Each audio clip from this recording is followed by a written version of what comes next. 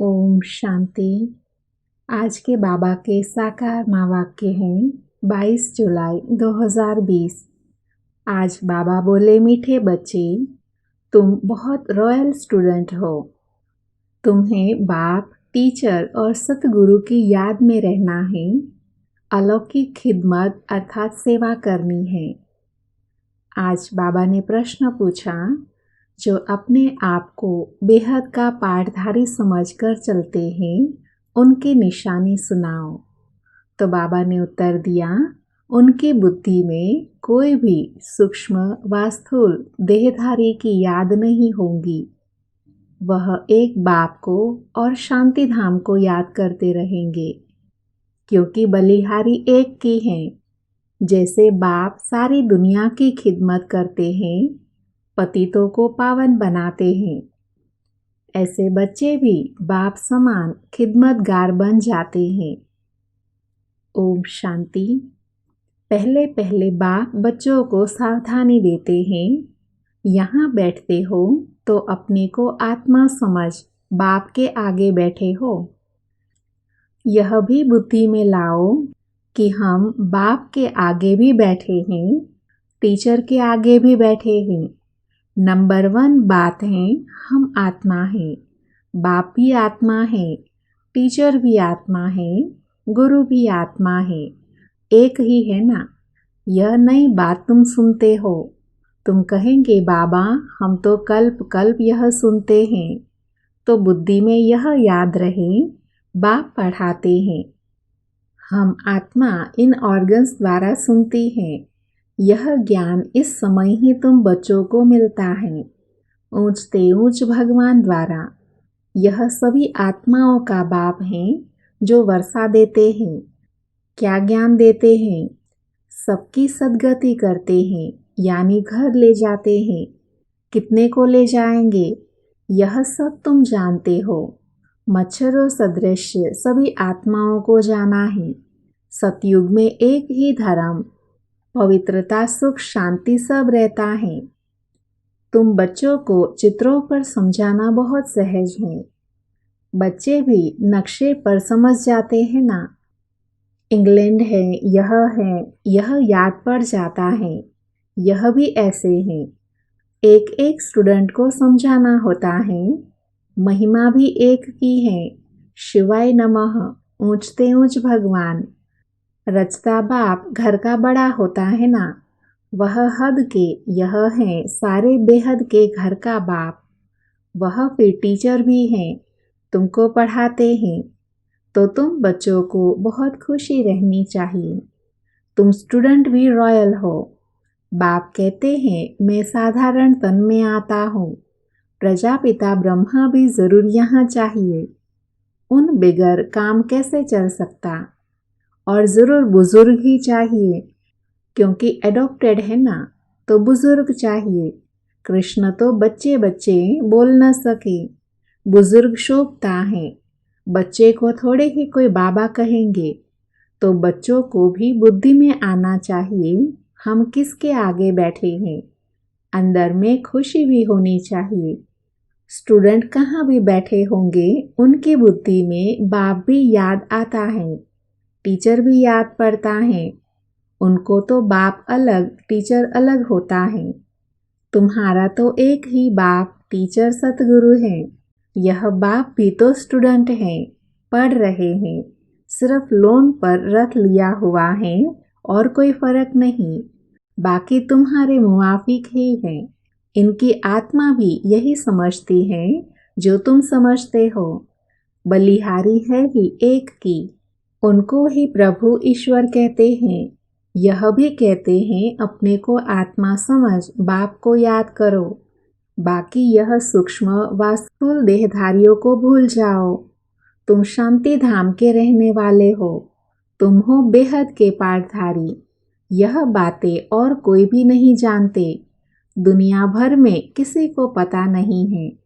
यहाँ जो आते हैं वह समझ जाते हैं और बाप की सर्विस में आ जाते हैं। ईश्वरीय खिदमतगार ठहरे ना। बाप भी आए हैं खिदमत करने। पतितों को पावन बनाने की खिदमत करते हैं। राज्य गंवाकर फिर जब दुखी होते हैं तो बाप को बुलाते हैं। जिसने राज्य दिया है उनको ही बुलाएंगे। तुम बच्चे जानते हो बाप सुखधाम का मालिक बनाने आए हैं।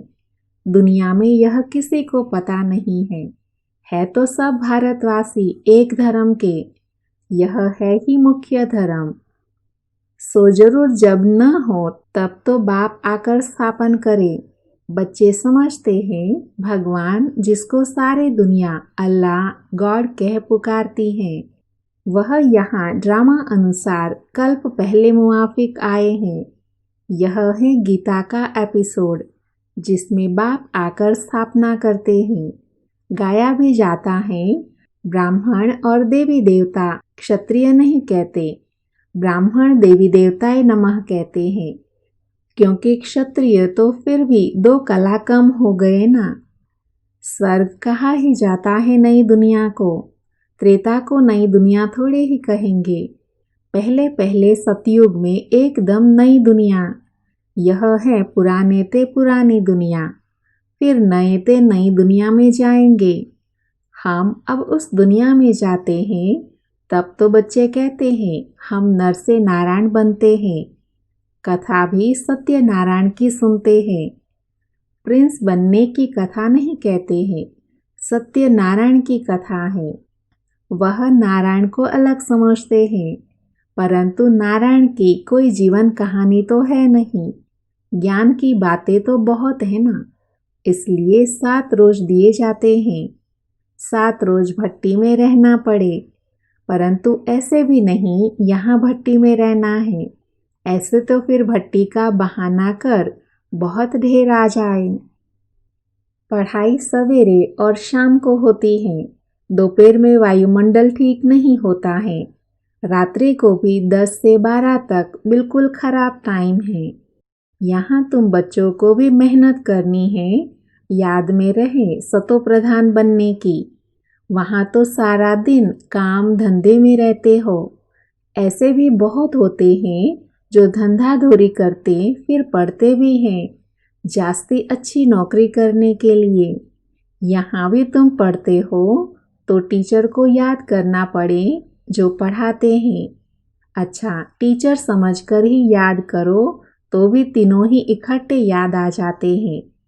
बाप, टीचर, गुरु तुम्हारे लिए बहुत सहज हैं, तो जट याद आना चाहिए। यह हमारा बाबा भी हैं, टीचर और गुरु भी हैं। ऊंच ते ऊंच बाप हैं जिससे हम स्वर्ग का वर्षा ले रहे हैं। हम स्वर्ग में जरूर जाएंगे, स्वर्ग की स्थापना जरूर होनी है। तुम सिर्फ पुरुषार्थ करते हो ऊंच पद पाने लिए। यह भी तुम जानते हो, मनुष्य को भी पता पड़ेगा, तुम्हारा आवाज फैलता रहेगा। तुम ब्राह्मणों का अलौकिक धर्म है। श्रीमत पर अलौकिक सेवा में तत्पर रहना। यह भी मनुष्य को पता पड़ जाएगा कि तुम श्रीमत पर कितना ऊंच काम कर रहे हो। तुम्हारे जैसी अलौकिक सर्विस कोई कर न सके। तुम ब्राह्मण धर्म वाले ही ऐसे कर्म करते हो, तो ऐसे कर्म में लग जाना चाहिए, इसमें ही बिजी रहना चाहिए। बाप भी बिजी रहते हैं ना। तुम राजधानी स्थापन कर रहे हो, वह तो पंचायत मिलकर सिर्फ पालना करती रहती है। यहाँ तुम गुप्त वेश में क्या कर रहे हो? तुम हो incognito, unknown warriors, non violence. इनका अर्थ भी कोई समझते नहीं है। तुम हो डबल अहिंसक सेना। बड़ी सेना तो यह विकार की है जो पतित बनाती है, इनको ही जीतना है। भगवान आज काम महाशत्रु है। इन पर जीत पाने से ही तुम जगत जीत बनेंगे। यह लक्ष्मी नारायण जगत जीत है ना, भारत जगत जीत था। यह विश्व के मालिक कैसे बने, यह भी बाहर वाले समझ न सके। इस समझने में बुद्धि बड़ी विशाल चाहिए। बड़े बड़े इम्तिहान पढ़ने वालों की विशाल बुद्धि होती है ना। तुम श्रीमत पर अपना राज्य स्थापन करते हो। तुम किसको भी समझा सकते हो, विश्व में शांति थी ना। और कोई राज्य नहीं था। स्वर्ग में शांति हो न सके। बहिश्त को कहते ही हैं गार्डन ऑफ अल्लाह।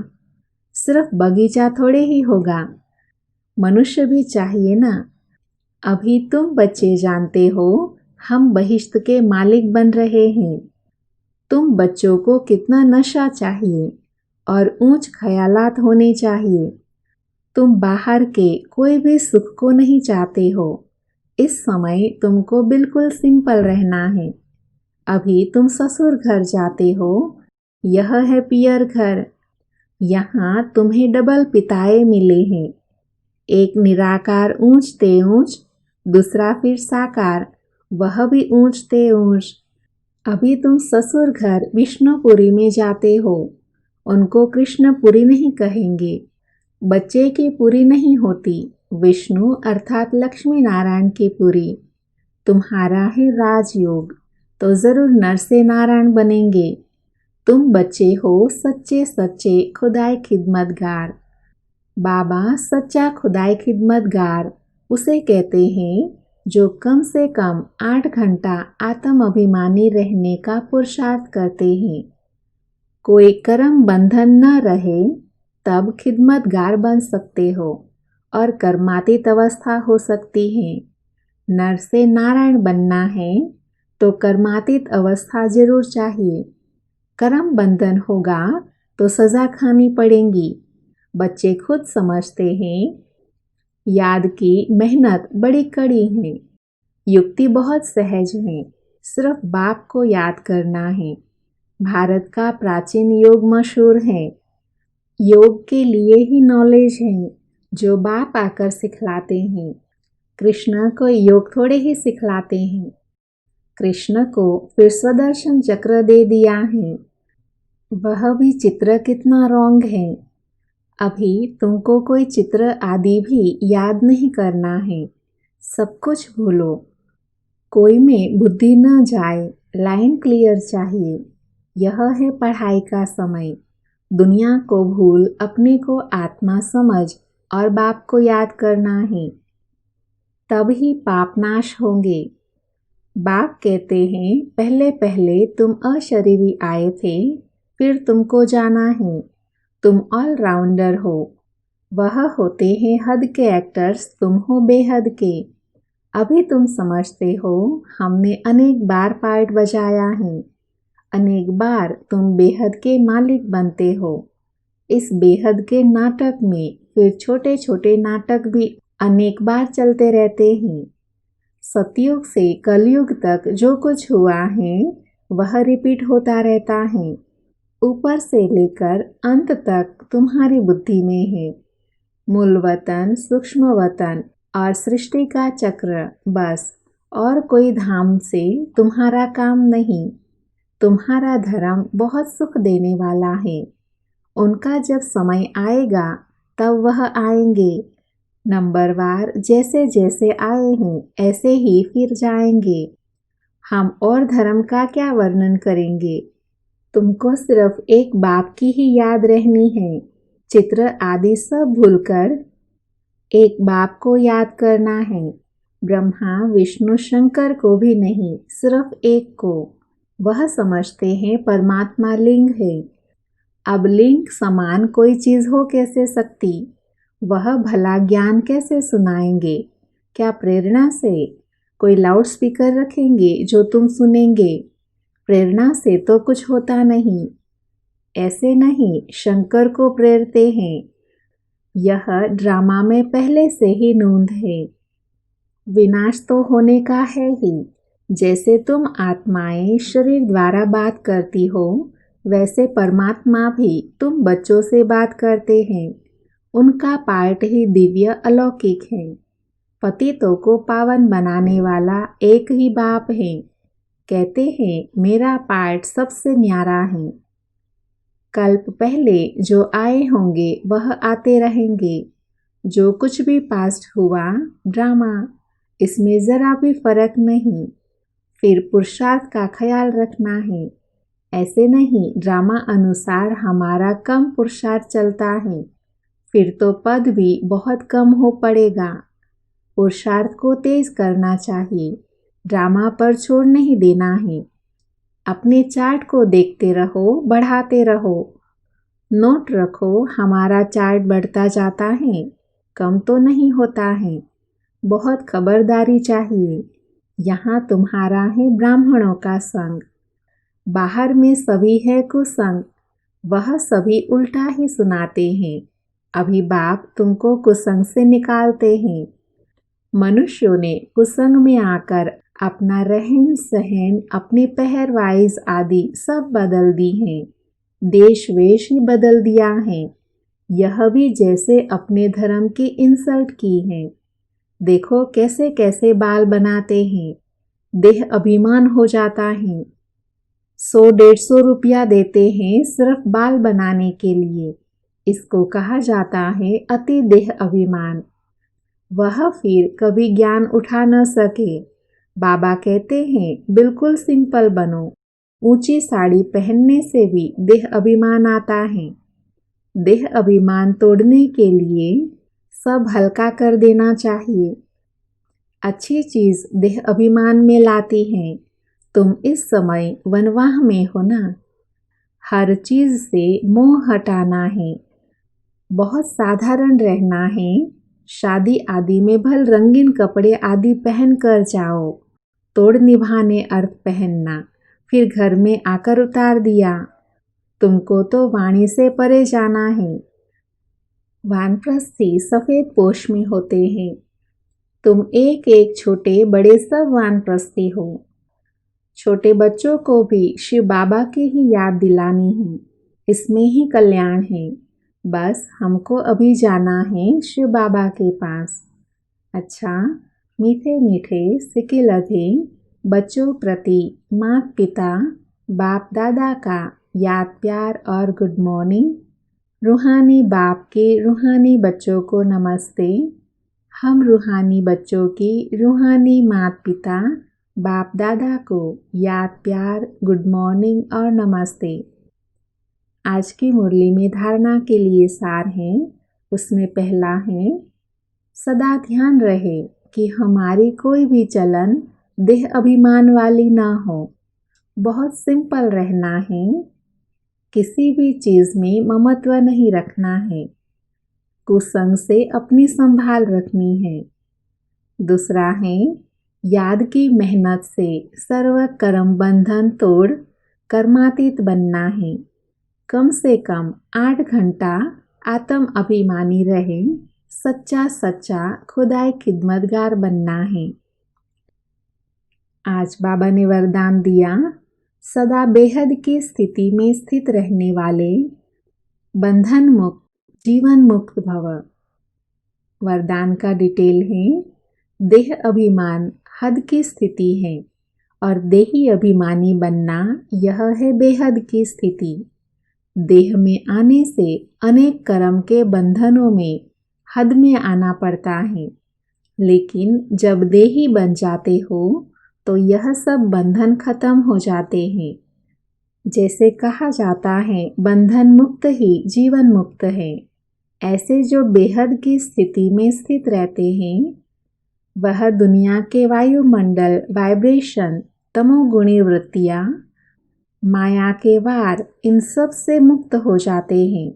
इसको ही कहा जाता है जीवन मुक्त स्थिति, जिसका अनुभव संगम पर ही करना है। आज का स्लोगन है, निश्चय बुद्धि की निशानी निश्चित विजयी और निश्चिंत, उनके पास व्यर्थ आ नहीं सकता। ओम शांति।